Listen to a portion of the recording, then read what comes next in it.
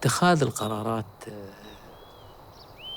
يحتاج كثير من التأني، من الحكمة، من القدرة، ومن الأمانة أن تقرر مصير شخص. صعب حتى في مصير شخص في إطار العمل، في إطار بناء حياة أو بناء تعليم، أو أما أن تقرر مصير شخص في الحصول على علاج، مصير جدا جدا أو قرار جدا صعب لأبعد الغايات. طبعا أتذكر أنا أن الوالدة كانت يغمى عليها من فترة لفترة، وأخذنا الانطباع أن فيها الصرع.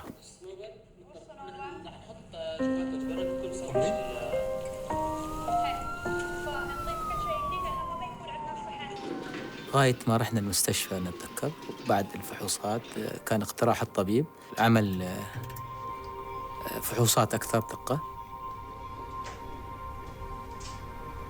الحمد لله على كل حال تعاني أن هناك في ورم في الرأس.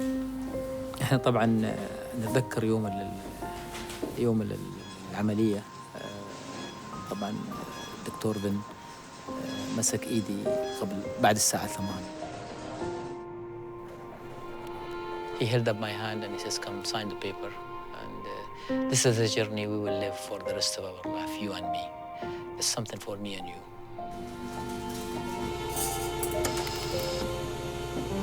المواد تتعوض، المباني تتعوض، بس الإنسان والوالدة والأهل ما يتعوض.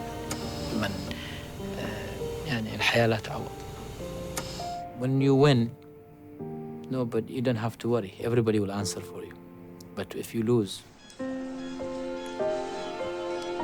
and when we're talking about winning a life and losing a life, it's tough.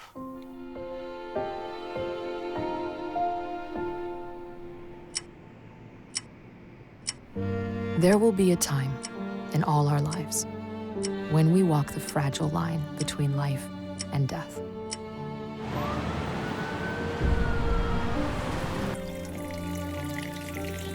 We might face a decision to restore health in a desperate bid to win time and reclaim a few years or even months.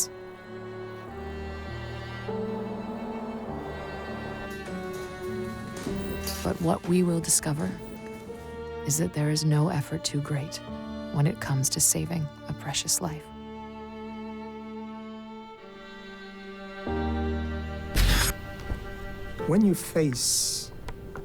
When you have a new sentence, when a disease comes, it's a sentence. Your life will change forever. You might die, and then there's nothing that can change it. It's not your social status. It's not the money that you have. It's not your education.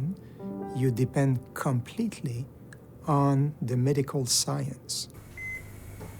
For decades, Emirati patients have been willing to travel overseas to receive the best medical treatment. But things in Abu Dhabi are rapidly changing. World-class healthcare facilities are being created within the Emirates.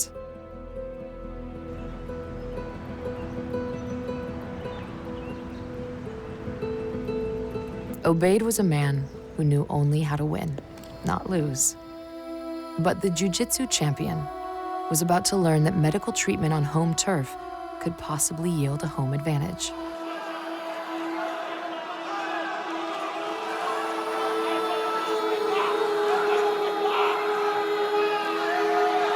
ما في بطولة ما لها رهبة، ما يكون في شيء في داخلك يعني تخوف من الوضع اللي أنت بتكون فيه.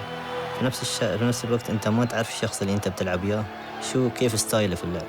بس الحمد لله أني أنا كنت يعني عامل حساب يعني حق أي شخص أنا بلعب وياه، يعني توفيق من عند رب العالمين طبعا، بس أنت لازم تكون جاهز بدنيا وذهنيا قبل. كنا في غرفة التمرين، كنت بأمانة أدور أريد أشوف الشخص اللي أنا بلعب معه. وداخل يعني أنا مخلي في بالي شيء واحد، إني أنا يعني ما أطلع من البطولة إلا وأنا مخلي يعني إذا الله وفقني والله قدرني إني أنا ما أطلع إلا بالذهب إن شاء الله المركز الأول.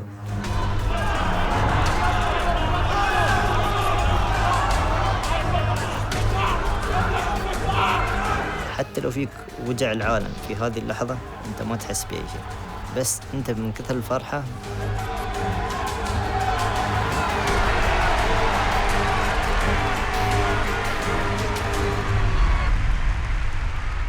يعني مش عارف توصف شعورك، يعني شعور لا يوصف. The champion's elation quickly turned to anxiety. Shortly after his victory, Obaid began to suffer stabs of pain in his knee area. He knew it was an old injury.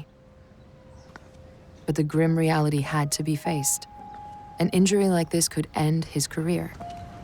He might require surgery, and operations come with risks. He made an appointment to see Dr. Nadir Darwish, a world-famous orthopedic surgeon working in Abu Dhabi.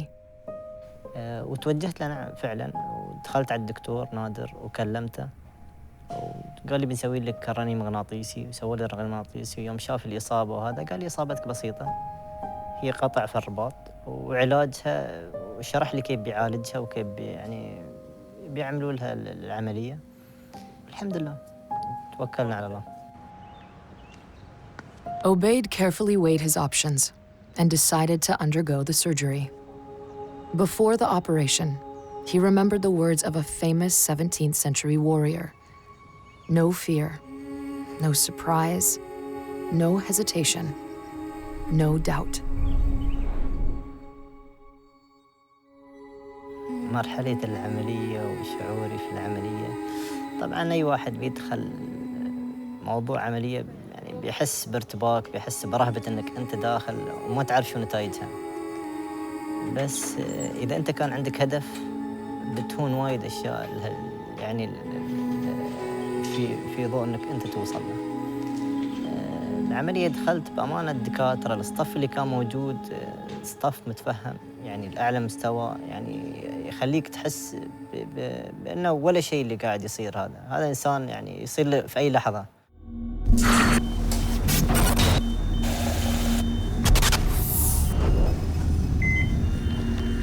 Knife again, please.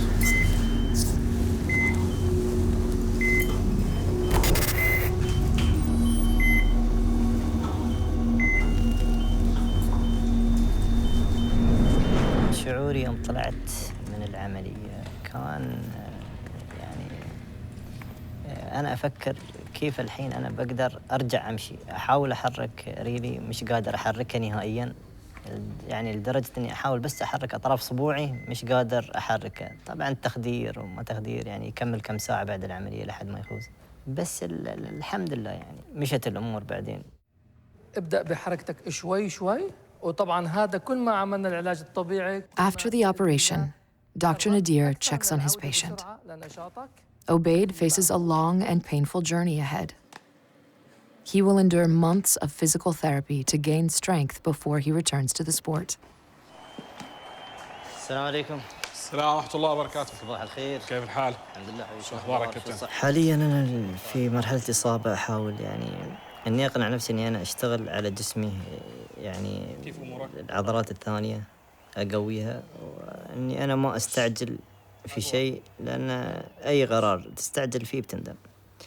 أحاول إني أنا أتأنى، لأني أنا أريد أرجع قوي. لازم إني أنا يعني قدر المستطاع إني أكون يعني حذر في تعاملي مع الإصابة، مع التمارين الثانية، إني ما أستعجل في أي شيء. أحاول إني أنا أرجع خطوة خطوة. شوي شوي يلا push. Step by painful step, Obaid walks the road to recovery. He is learning that courage is not always the roar of a warrior. Instead, it is a quiet voice at the end of the day saying, I will try again tomorrow. Fortunately, he has access to the support and expertise of top medical professionals in his home city of Abu Dhabi. Just a few decades ago, the story was very different. In the 1960s, there were no hospitals or doctors in the Emirates. Sheikh Zayed realized the need to provide better healthcare. Two doctors, Pat and Marion Kennedy, who had both trained in the United States of America, were invited to set up a medical base in a mud block guest house. And here they began to provide medical attention for thousands of Bedouin people. Over the years, it grew and expanded. Half a century later, we witness a new era in healthcare in the Emirates.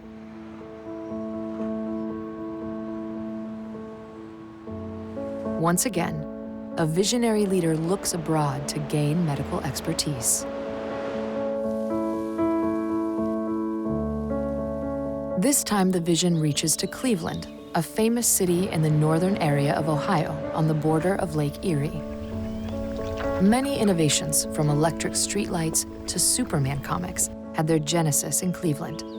But most importantly, it is the birthplace of bypass surgery, an invention that has saved millions and millions of lives. It is here at Cleveland Clinic that a pioneering thinker, Dr. Tomislav Mihailovich, continues to push new frontiers in heart surgery. So the robotic heart surgery, which is one of the newest trends in heart surgery, that allows us to do the complex operations on a human heart through very, very small incisions so that patients can recover faster. Cleveland Clinic treats the sickest people in the entire United States and is known as the last destination for hope for many patients. This idea of Cleveland embracing hope, innovation, and quality healthcare is now under construction in Abu Dhabi. Cleveland Clinic Abu Dhabi is unique in its effort bring a high-quality U.S. healthcare outside of North America. So this is the first truly U.S. hospital that is ever going to be built outside of North American continent.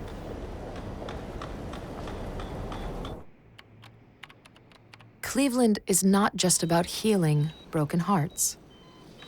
Within its neuroscience and neurosurgery department, medical teams are at the forefront of research and clinical application to understand the secrets of the most complex organ in the body, the brain. Dr. Venn, a Canadian neurosurgeon, has lived in Abu Dhabi for 12 years. He needs time to release himself from the high-pressure, high-stress demands of neurosurgery. He has specialized in brain tumors. Their removal demands complex surgical procedures, unique levels of tenacity, and intense focus. It is a path that presents many risks and extreme challenges.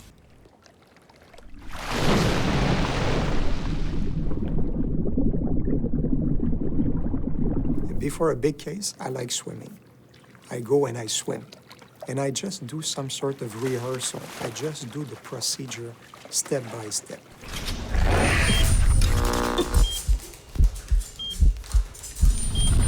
I will position the patient on the table.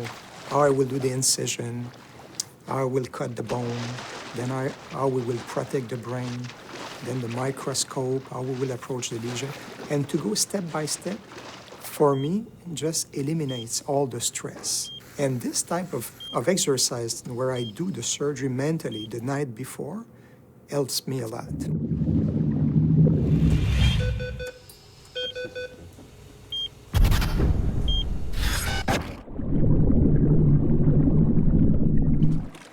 Giving time to people is very, very important. If you can give them back a normal life, if you can cure them, then it's even better. So the time that you give is very, very important. And it's not always 10 years. Sometimes it's just few days, few weeks, and it's enough for people. Dr. Venn knew time had run out when neurological tests and the MRI scans revealed the position and the massive size of Sharif's mother's brain tumor. The pressure was increasing in the brain. For her to live, meant that surgery was her only option. Sharif signed the papers and gave his consent to the operation, knowing all its risks. ودخلت الوالدة في غرفة العمليات، وطلب مني الدكتور أن أروح البيت أو أروح أستقر، وراح يطمني بعد العملية لأن العملية راح تطول. وكنا إحنا قرابة 40 شخص موجودين في الممر. طلع مرة ثانية على الساعة 11:30 بعد ساعة 3 ساعات تقريبا أن الأمور الآن عملية تنظيف إزالة الورم، وطلب مني مرة ثانية أن أنا والجميع نذهب، لكن الكل أصر. والحمد لله على كل حال، والحمد لله بنعمة من الله سبحانه وتعالى. طلعت الوالدة للساعة 11:30 بالليل بعد أكثر من 15-16 ساعة من تحت العملية. You're not only a technician, you treat a human being. And this human being has a life, a personal life. And as a neurosurgeon, you become part of their life. ورافقت، أنا طلب مني وحيد اللي رافقها لغرفة العناية المركزة، وانتظرت في اليوم الثاني على الساعة 11. كان موقف جميل جدا الحمد لله. الوالدة طبعا فتحت عينها وتذكرت وكلمتنا، وكانت مهتمة جدا بالألم، إن احنا ممكن تعبنا أو زعلنا من موقف من مرضها. And the most rewarding part is when you see someone waking up, happy that everything is over.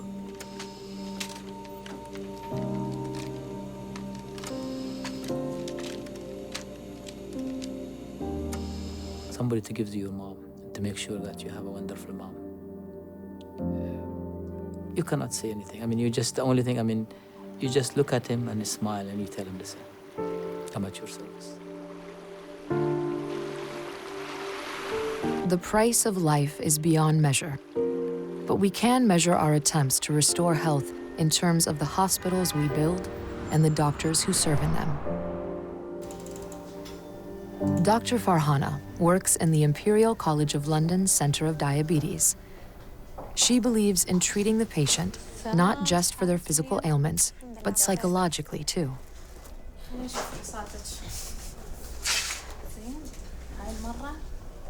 السكر 9.7. شو رأيك 9.7 زين؟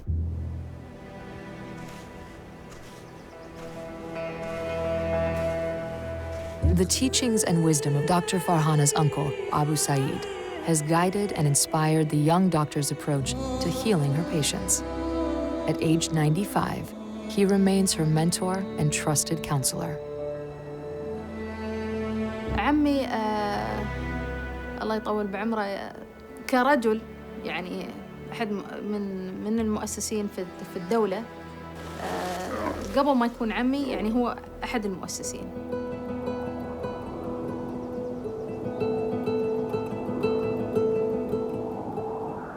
هو ممكن يعلمنا، إحنا بالعكس نتعلم منه هو أشياء كثيرة. يعني هو يعرف الطب الحديث ويعرف الطب البديل ويعرف يمزج هالأشياء ونعتقد أن الحاجة النفسية أكثر منها الحاجة العلاجية. إحنا عالجناك، كان ظنين أن علاجنا بياخذ وقت.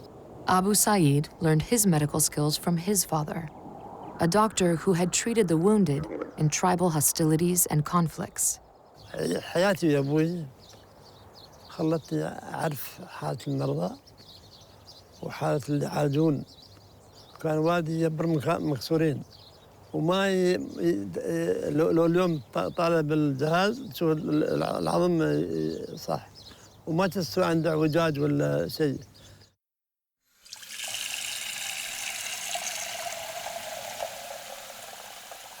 يعني من يوم أنا صغيرة يعني أتذكر أني أنا أحب العلوم وأحب الطب، يعني أحب الأشياء اللي فيها مثل الساينس والتجارب وهالأشياء. يعني كم من عمري 6-7 يعني كنت أحب، يعني أمي جابت لي مجهر، لأن هي تشوفني أنا أحب العلم، وهذا جابت لي مجهر يعني صدقي مش لعبة. والزجاج وهذا وكيف أستخدمها. فكنت يعني أصفف إخواني وخواتي حليلهم مطيعين يعني، وأجيب الدبوس وأدبس فيهم وأطلع دم زين وأحط على مال التشريح وأطالع. أو عندي كانت مثلا سماعة أسمع لهم.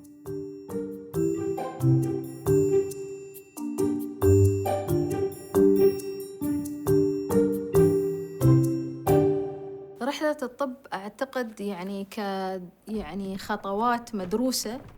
زين أبى أكتسب خبرة من خارج الدولة. Dr. Farhana applied for a scholarship to study medicine abroad. فطلعت أيرلندا. أخوي وداني صوب البحر ويلسنا وطالع القمر، يعني شوفي بلادك وانتي بترفعين الراس. كان في تحفيز أكثر.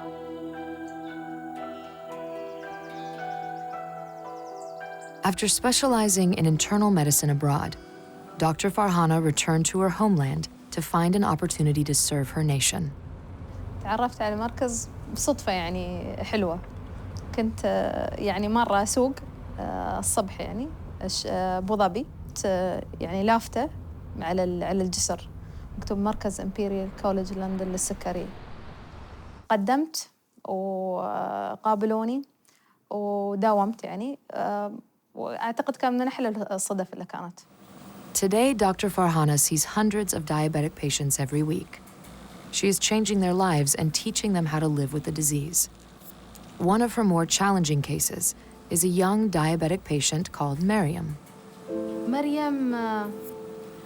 مريم وايد شجاعة حليلة. يوم أول ما جت عندنا يعني كان السكر عندها كثير مرتفع، كانت تطيح وتتعب شوية نفسيتها يعني تعبانة، حتى أنها هي تركت الدراسة قعدت في البيت.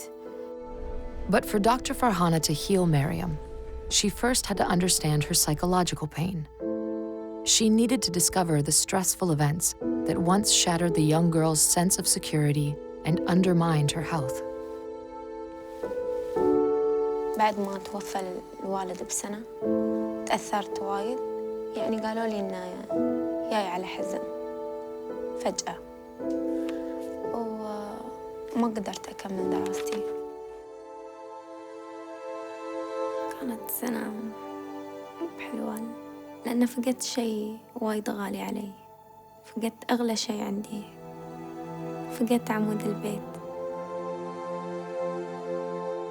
كنت أتمنى هو يكون موجود وأنا اللي أكون يمه.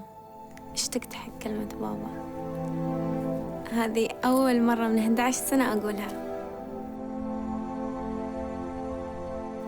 لأن لما يرتفع السكر تدخل الحموضة للدم فوايد يأثر. هذا يعني شيء مو بزين.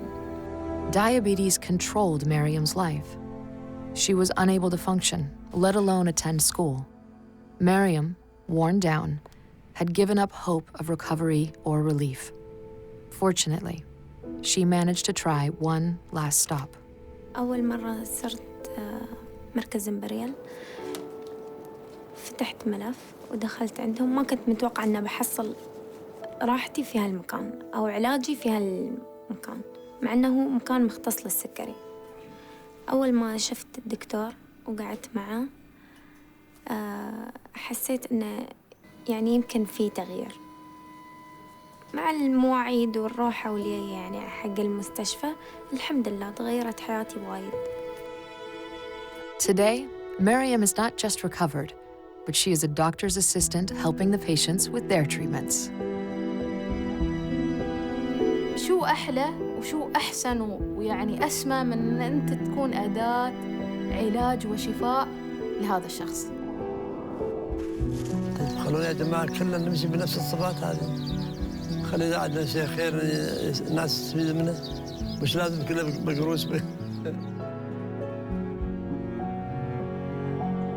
The anatomy of hope is about winning days and years of life against the odds. It is about finding the champion within as we heal our fractured dreams.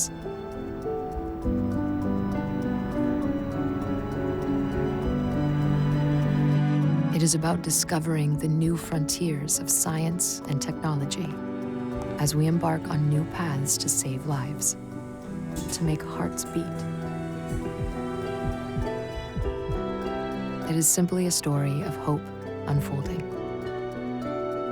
When suffering sparks a calling, and a calling is answered, to ensure the health of a nation as we redraw the healthcare landscape and make sure our journey to health and strength begins today.